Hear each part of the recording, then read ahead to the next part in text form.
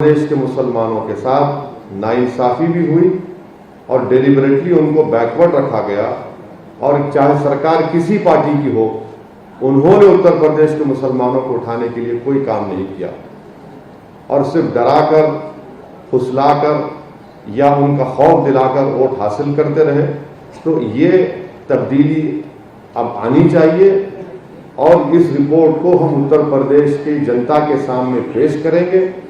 उत्तर प्रदेश के उन सेकुलर जहन रखने वाले लोगों के सामने ये रिपोर्ट जाएगी, उत्तर प्रदेश के मुसलमानों के पास ये रिपोर्ट जाएगी और वो इस बात का फैसला कर ले कि कौन उनको इस्तेमाल कर रहा है, कौन उत्तर प्रदेश के मुसलमानों को उनका वोट लेकर उनको दबाया जा रहा है और कौन वोट कटवादी है। ये डेटा इन तमाम बातों, इन सवालों का जवाब देगा। मुझे इस पर और ज़्यादा बोलने की ज़रूरत नहीं है। मैं बेहद शुक्रगुजार हूँ कि आप लोग अपना कीमती वक्त निकाल कर आए, ख़ास तौर से हमारे मीडिया हजरात का कि आप अपना कीमती वक्त निकाल कर करीब सवा घंटा यहाँ पर 1.5 घंटा बैठे रहे। तो मेरी हमारे जो मीडिया के दोस्त हैं उनसे मेरी गुजारिश है कि अगर आपको कुछ सवाल करना है तो जाहिर है आप जो चाहे सवाल कर सकते, मगर मेरे लिए बाइज़ इज्जत और फ़ख्र की बात होगी अगर आप इस रिपोर्ट पर भी कुछ सवाल कर लें। अगर आप कुछ पूछना है तो ज़रूर पूछिए। मैं जानना चाहता हूँ कि जो आपने मैनिफेस्टो बनाया या ये मैनिफेस्टो का शेयर मिलेगी आपके एजुकेशन में एंड आप इनको पॉलिटिकल और एजुकेशन एम्पावरमेंट का क्या सिस्टम होगा आपका? देखिए, ये हम MIM पार्टी कभी इलेक्शन मैनिफेस्टो आज तक नहीं निकाली। हमारा मानना यह है कि इलेक्शन मैनिफेस्टो जो भी पॉलिटिकल पार्टी निकालती है वो जनता को धोखा देने के लिए निकालती है। काम के जरिए से हम काम करते आए हैं। मिसाल के तौर पर बीजेपी ने कहा था कि हम 70 लाख लोगों को नौकरी देंगे, 70 लाख, उनका 2017 का मैनिफेस्टो पढ़िए। और असेंबली में 7 फरवरी 2020 को योगी आदित्यनाथ के एम्प्लॉयमेंट के मिनिस्टर मौर्य साहब कहते हैं कि अनएम्प्लॉयमेंट रजिस्टर पर उत्तर प्रदेश के 33,20,000 लोगों के नाम लिखे हुए हैं। तो ये एक रिपोर्ट है। हम तो ये चाहेंगे कि हर पॉलिटिकल पार्टी इसको पढ़े, हर पॉलिसी मेकर इसको पढ़े, उत्तर प्रदेश के वोटर्स पढ़ें और वो फैसला कर लें कि क्या वाकई मुसलमानों का तुष्टीकरण हुआ है, क्या वाकई मुसलमानों का अपलिफ्टमेंट हुआ है। नहीं हुआ है अपलिफ्टमेंट, ना अपीजमेंट हुआ है। और मदरसा एजुकेशन के बारे में आपसे कह दूं कि पार्लियामेंट में मैंने सवाल उठाया था, मुख्तार अब्बास नकवी ने यह कहा था कि उत्तर प्रदेश में जो स्कीम है सेंट्रल गवर्नमेंट की मदरसा मॉडर्नाइजेशन की, उसमें ना स्टेट गवर्नमेंट तनख्वाह दे रही है, ना योगी सरकार उनको उनका शेयर दे रही है। 40-60 का जो शेयर है, माने पूरे मुल्क में 5 लाख से ज्यादा मदरसा टीचर्स को 2 साल से तनख्वाह नहीं मिली है। और झूठ पे झूठ बोलती है मोदी सरकार के सबका साथ सबका विकास विश्वास। पार्लियामेंट के फ्लोर पर मुख्तार नकवी साहब वादा करे कि मैं रिलीज करूंगा पैसों को, जो 2 साल की तनख्वाह के पैसे नहीं दिए, अब तक नहीं दिए गए। तो ये इनकी मिसाल है। सर, ये जो आपने डेटा अभी जारी किया है, जो जारी हो रहा है, ये चुनावी मुद्दा होगा सर? हाँ, ये चुनावी मुद्दा होगा सर आपका? क्यों नहीं होगा, बिल्कुल होगा, बिल्कुल होगा। क्योंकि ये तो कोई हवाई फायरिंग नहीं है ना जी, ये तो कोई झूठ नहीं है। और इसको ये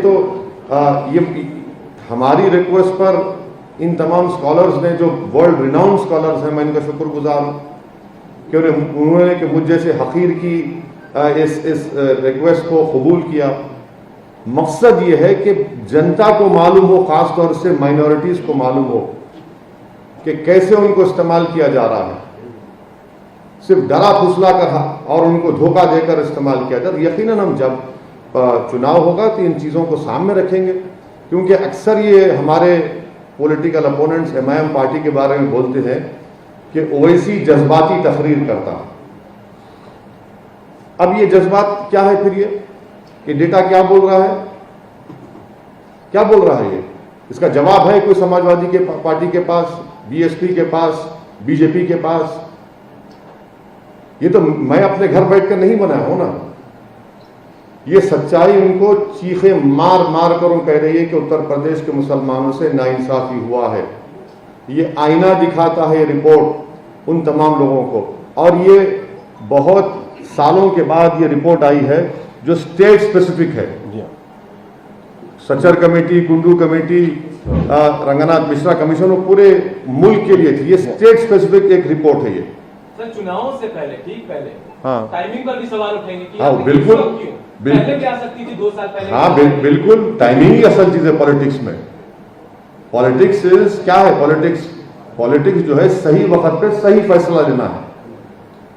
तो ये सही वक्त है जब आप सब मिलकर, माने पॉलिटिकल पार्टीज मिलकर सबके सामने बुरा बनाकर मुसलमानों को पेश करते हैं।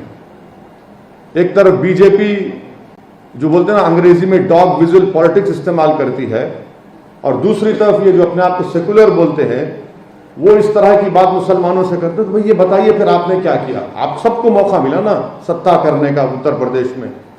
बीएसपी को मिला, कांग्रेस को मिला, सपा को मिला, बीजेपी को मिला। तो ये जो बदहाली है ये तो 5 साल पुरानी नहीं है ना। ऐसा नहीं है कि 5 साल में है, तो एक सिलसिलेवार है।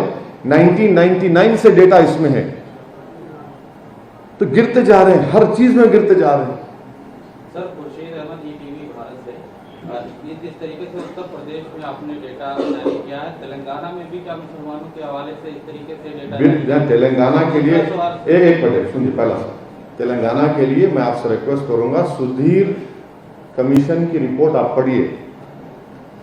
उस रिपोर्ट को आप पढ़िए जिसके मेंबर आमिरुल्लाह खान साहब थे, उस रिपोर्ट के मेंबर वेंकट साहब भी थे, उस कमेटी के मेंबर शाबान साहब भी थे। उस रिपोर्ट को जरूर पढ़िए, और उसमें से बहुत से चीजें इंप्लीमेंट हुई, और बल्कि उस रिपोर्ट में एक स्पेसिफिक कई इलाके का जिक्र किया था, जिसमें घोलकपुर मुशीराबाद का नाम का था। वहां पर जाकर इस कमेटी मेंबर्स ने कहा कि वहां सीवरेज लाइन नहीं है, वाटर लाइन नहीं है।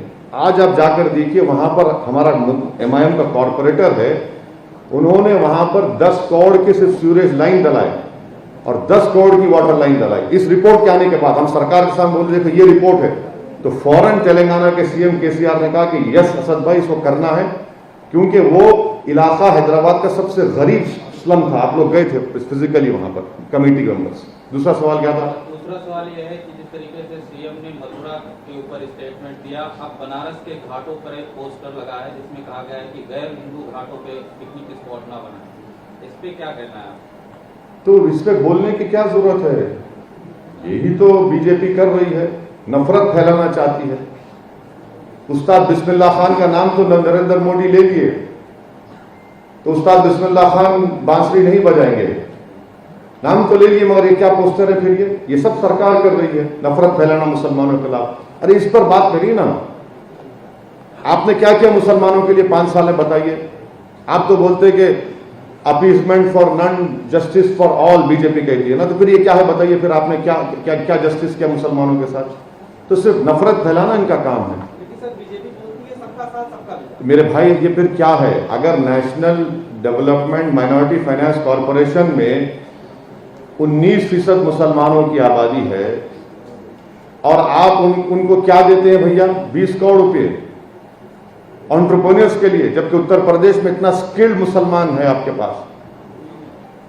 पास। आपने उनका ड्रॉप आउट रेट कंट्रोल करने के लिए क्या किया? आपने ग्रेजुएशन में उनका हेल्प करने के लिए क्या किया? आपने सेल्फ एम्प्लॉयमेंट में क्या किया? आपने कितने बैंक्स खोले, कितने ATM खोले? आप तो खोल रहे ही नहीं ना कुछ भी। आपको मालूम कि सर उत्तर प्रदेश में 2% मुसलमानों के पास भी 5 एकड़ जमीन, 2 एकड़ जमीन नहीं है। 1.70 Muslims have only less than 2 एकड़ जमीन नहीं है। अच्छा, 58% मुसलमानों के पास जमीन नहीं है। कहां गई जमीन फिर? क्यों नहीं देते फिर आप?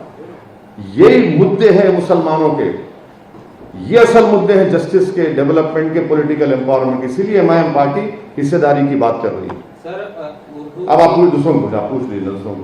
तो रूट मैप तैयार कर लिया है आपने मुसलमानों के लिए यहाँ पे? कौन है सर? सर मैं शिवाब नकवी, भारत समाचार। देखिए ये रूट मैप नहीं है, ये एक अपलिफ्टमेंट और इनजस्टिस की रिपोर्ट है, और उसका इस इनजस्टिस को खत्म करने के लिए इन तमाम जो सब्जेक्ट्स और चैप्टर्स पर जिम्मेदारों ने, स्कॉलर्स ने काम किया, उसके ऊपर इम्प्रूवमेंट करना है और हम इसके ऊपर बात करेंगे, बोलेंगे। सर एक सवाल, पॉलिटिकल सवाल है जी। आपने भोली भाई आपको लेकर अपनी कई सभाओं में बोला हुआ है। ऐसा ही एक ग्रुप है, व्हाट्सएप ग्रुप है जिसमें हिंदू प्रोस्टिट्यूट काम की बातें की जा रही है। हिंदू प्रोस्टिट्यूट, हाँ, और ये बिल्कुल उसको बंद करना चाहिए और जो भी कर रहा है उसको गिरफ्तार करना चाहिए। इस पर कोई कॉम्प्रोमाइज होना चाहिए, बिल्कुल स्ट्रांग एक्शन लेना चाहिए, जो भी है उनको पकड़ना चाहिए, उनको अरेस्ट करना चाहिए। वैसे साहब, पंजाब में प्रधानमंत्री के दौरे को लेकर के बड़ा इशू चल रहा है, कोई कह रहा है सुरक्षा में चूक। कौन है भैया? मेरी लाइट। मैं शबाब हूँ न्यूज 18 से।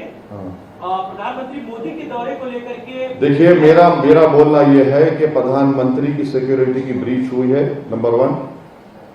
सेकेंडली, जो सोशल मीडिया पर सिखों के खिलाफ जो नफरत फैलाई जा रही है सिक्योरिटी की ब्रीच के बाद, कि तुमको 84 याद दिलाएंगे, वो स्ट्रांगली कंडेम करना चाहिए।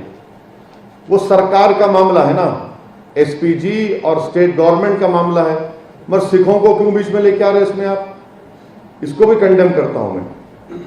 वैसे जी एक सवाल ये है, अभिषेक मिश्रा आज तक से आप मुसलमानों की भागीदारी की बात कर रहे हैं, रिपोर्ट जो आप सामने रख रहे हैं, लेकिन यूपी के चुनाव में आपकी स्थिति क्या होगी? क्या आप गठबंधन में जा रहे हैं, अकेले रहेंगे? फिलहाल स्थिति आपकी क्या है? नहीं, आप थोड़ा रुक जाइए अभिषेक भाई, आपको ब्रेकिंग न्यूज देंगे थोड़े दिनों में। सर आप गठबंधन कर रहे हैं, मान लें। नहीं, जो वक्त तय करेगा। आपके चेहरे की मुस्कुराहट से कह रही है सर। अरे मैं हमेशा मुस्कुराता रहता हूँ, आपको मेरी मुस्कुराहट से भी फिक्र क्यों हो रही है? लेकिन खुशी बता रही है कि अच्छी न्यूज आने वाली है। नहीं, ऐसा नहीं है। देखिए, मैं हमेशा हर हाल में खुश रहता हूँ जी, हर हाल में खुश रहता हूँ, क्योंकि मेरा काम मेहनत करना है, बाकी का ऊपर वाले के हाथ में है। तो आप हिमायती हैं सर मुसलमानों के, और कई पार्टियां नहीं, मैं सुनिए, मैं सिर्फ मुसलमानों का हिमायती नहीं हूँ, मैं हर मजलूम, कमजोर, जो मजलूम है उसका हिमायती हूँ। जी। ये गैर जरूरी कि मेरे चेहरे पे दाढ़ी और टोपी देकर ये कंक्लूजन मत आ जाइए। सर वैसे जी। जबार जी मीडिया से जबार खान, आप पर ये आरोप बड़ा पुराना लगता आया है, और जैसा कि बिहार चुनाव को लेकर के लगता है आप वहां पर गए, 5 सीटें आपने जीती और आरजेडी गठबंधन को हरा दिया। कुछ वैसा ही उत्तर प्रदेश में बीजेपी के इशारे पर कर रहे हैं और आपको फंडिंग भी इसके लिए अलग से की जाती है। बिल्कुल, आपके ही घर में तय हुआ ना। अभी तक आप 90% रख लिए, खाली 10% आप मुंह मिठाई दिए मुझे। आप ही के घर में हुआ था वो डील, क्यों भूल रहे हैं आप? कहाँ है 90%? लाके दीजिए, हमको भी जरूरत है इलेक्शन में। अगर आप मुझे नहीं देना चाहते तो आसिम गफ्फार को दे दीजिए, लखनऊ में रहते हैं, दे दीजिए। सर 2022 के चुनाव में लगभग सभी पार्टियों ने अपनी रैलियां निरस्त कर दी हैं, आगे आपका क्या है? देखिए, ये अगर प्रशासन इजाजत देता है तो हम करेंगे। आप ये देखिए कि सितंबर में यूनाइटेड किंगडम ने, अमेरिका ने सितंबर 2020 में इन्होंने बूस्टर शॉट का ऑर्डर दे दिया था, और इनको मालूम हो गया था कि थर्ड वेव या जो भी ओमाइक्रॉन हो, जो भी आएगा। हमारी सरकार कब ऑर्डर देती है भाई? बायोलॉजिकल ई को 1400 करोड़ हमने कब दिए, पूछिए